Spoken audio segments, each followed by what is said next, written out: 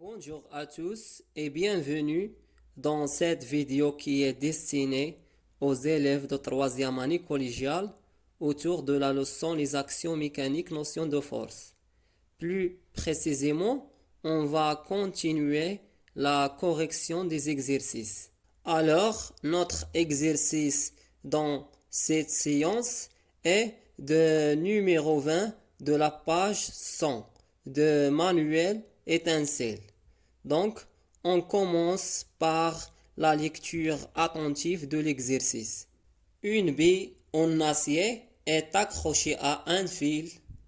On approche un niveau de la bille. Elle prend la position illustrée par le document ci-contre. Dans cette position, la bille est soumise à trois forces, F1, F2, F3. F1 horizontale d'intensité 0,5 N, F2 incliné par rapport à la verticale d'intensité 0,8 N, F3 verticale d'intensité 1 N qui modélise l'action de la Terre sur la bille. 1. Attribue chacune des forces F1 et F2 au corps qu'elle exerce. 2. Précise le sens de chaque force. 3. Classe ces forces en forces de contact et à distance. 4. En choisissant une échelle convenable, représente les trois forces en supposant que les forces à distance s'exercent au centre de la bille. 5. Comment peux-tu montrer expérimentalement l'existence de la force verticale? La correction. Question 1. Attribue chacune des forces F1 et F2 au corps qu'il exerce. La réponse. D'après la figure, et puisque F1 est horizontale, donc F1 est la force exercée par l'aimant sur la bille. Et par rapport à F2, d'après la figure, et puisque F2 est incliné par rapport à la verticale, donc F2 est la force exercée par le fil. Question 2. Précise le sens de chaque force. La réponse. Le sens de F1 est de la bille vers l'aimant. Le sens de F2 est de la bille vers le fil. Et le sens de F3 est de la bille vers la terre. Question 3. Classe ces forces en forces de contact et à distance. Pour les forces de contact, on a la force exercée par le fil F2 parce que il y a un contact entre le fil et la bille, comme vous voyez dans la figure. Et pour les forces à distance, on a la force exercée par l'aimant F1. Et aussi, on a la force exercée par la Terre F3. Question 4. En choisissant une échelle convenable, représente les trois forces en supposant que les forces à distance s'exercent au centre de la bille. Donc, pour choisir une échelle convenable, il doit tenir en compte les intensités de chaque force. F1 0,5 N, F2 0,8 N, F3 égale à 1 N. Donc, l'échelle convenable pour représenter ces trois forces est 1 cm représente 0,2 N. Donc, la longueur de F1, d'après la règle de proportionnalité, 1 cm représente 0,2 N. Donc, X, l'inconnu en centimètres, représente 0,5 N. C'est la valeur de l'intensité de notre force, 0,5 N.